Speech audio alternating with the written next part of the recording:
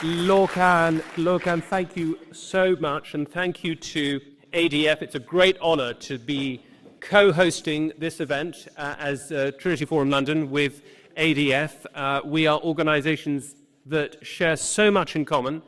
Trinity Forum fights for freedom on campus. ADF fights for freedom in the courts. And we both fight for freedom in the public square and, of course, the digital public square.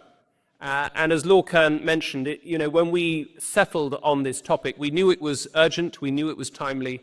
Little did we know that it would be dominating the news cycles all across the West to the degree that it is. Freedom of speech is, of course, the lifeblood of any properly functioning democracy, the lifeblood of any flourishing society. And one thing that I know we'll probably get to talk about the Vice President's speech and remarks in the panel shortly and in questions and discussions with all of you. But what struck me was the focus of Vance's speech, that he settled on a case not of just any breaches of freedom of conscience and freedom of speech, but specifically a breach of freedom of religion. The appalling case of the man praying silently in public outside an abortion clinic against progressivism's most sacred right, abortion, and it was freedom of religion. I think it was the reason that struck me was that it's often thought that freedom of religion and sort of Christians getting worried about this issue is a way of sort of jumping on the freedom of speech bandwagon, as if it's a sort of a kind of special pleading, it's a sort of coalition of convenience for Christians. But the truth of the matter is that freedom of conscience is something that goes right back to the very beginning of Christianity. It's really, most scholars agree, that it's in the 2nd century AD, those early Christian apologists who were the first to formulate the idea of freedom of conscience.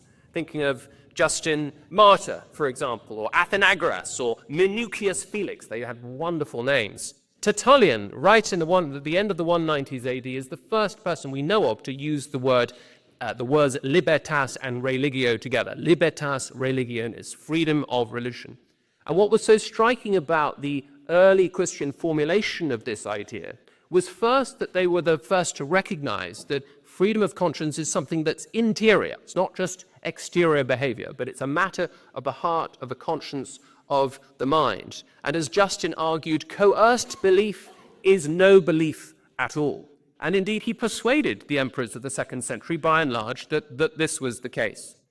Finally, what those early Christians did is they connected the importance of freedom of conscience and freedom of speech and in the context of pleading for freedom of religion, not as special pleading, but as something that was universal, something that was deeply connected to the dignity, to the freedom, and to the reason of human beings as human beings, not just as Christians, but all human beings. This is a moral revolution, and so I think it's especially appropriate that we should be talking about this urgent issue through the lens of freedom of religion, but of course that refracts out to the secular expressions of it, freedom of speech more generally, freedom of conscience, and freedom of association.